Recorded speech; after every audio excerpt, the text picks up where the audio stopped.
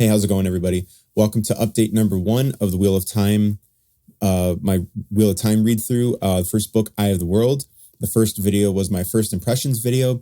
This is the first time that I'm reading Robert Jordan's Wheel of Time series, and I thought it might be fun to, post update videos every, couple hundred pages or so, just so you can kind of, see what my impressions are reading along with it.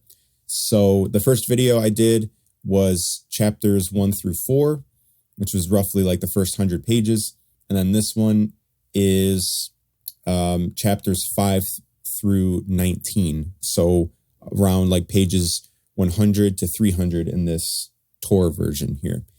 And now we're getting into the nitty gritty of what the story actually is. Amon's Field has been attacked by Trollocs, by people who follow the Dark One. Rand and his father Tam are on the run, along with his friends Mat, Perrin, and Egwene comes later. And they get attacked on Winter Night, which is the night right before... I forget what the festival's name is, but he meets Moiraine, who's the Aes Sedai. I don't know if I'm saying that properly. And the warder, whose name is it Lan, I think? A lot of characters being introduced, even within that short amount of time, and even more characters being introduced once they start going on their journey. Rand and Tam seem to be not who they think they are. Rand, there seems to be some kind of secret past or secret identity to who Rand actually is. He thinks that he's just been in Amon's Field his entire life as a farmer, but other characters, wiser characters, seem to be dropping hints that he might be someone more important, because the Dark One is after either Rand, his friend Mat, or his friend Perrin.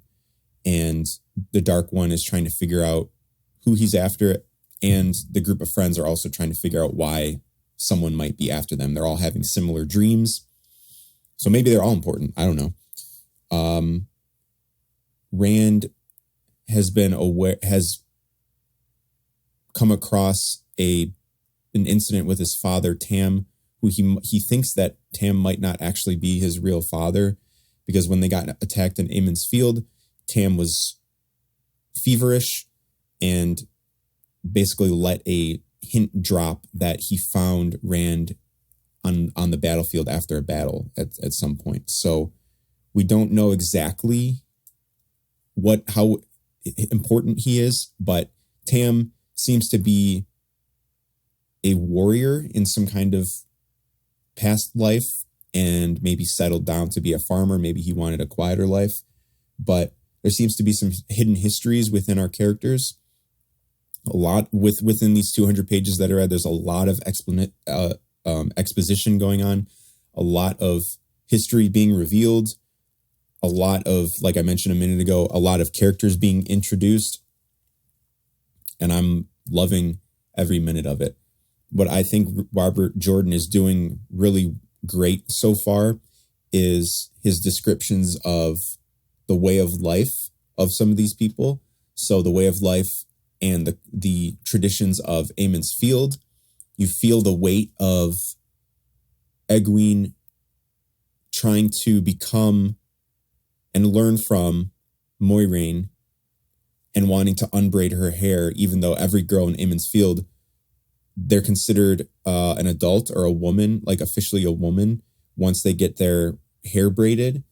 And they wait some longer than others, but it's a badge of honor to be able to do that. And the fact that she would unbraid her hair so quickly is very troubling to Rand, because the Aes Sedai are people who are supposed to be... you're supposed to be cautious around them because of how powerful they are, because they can draw from the true power, or the one power, true source, something like that. So you have to be careful around them. And the fact that she's willing to give up her customs that she's been born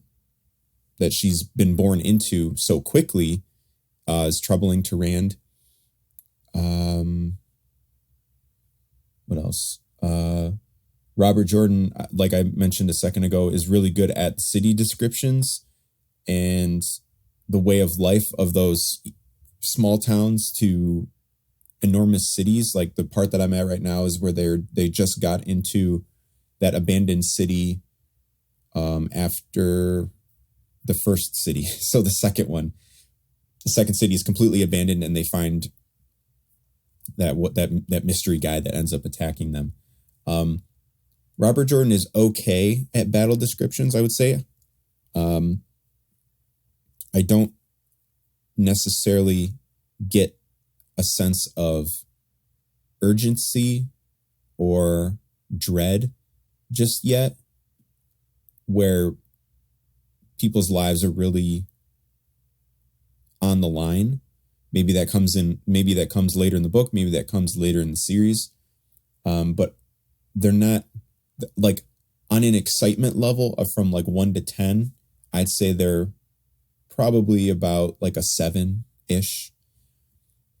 One of my YouTube commenters said that this was Lord of the Rings, but the Robert Jordan edition for like the first 75% of it. And once that person said that, it's kind of hard to unsee it. I think there's some very heavy inspiration going on from Lord of the Rings. Obviously not a direct copy, but you've got the Dark One, who might be Sauron. You've got the Trollocs, who might be like orcs. You've got a group of friends who are leaving their farm life for the first time. So, the 4 hobbits leaving the Shire. You've got Moiraine, who might be like Gandalf because she's like really powerful and almost like overpowered at times. The Warder might be like Aragorn-ish. And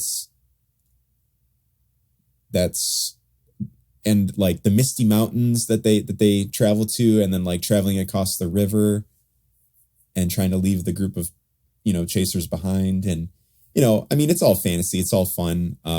If you look for comparisons, you could probably find them.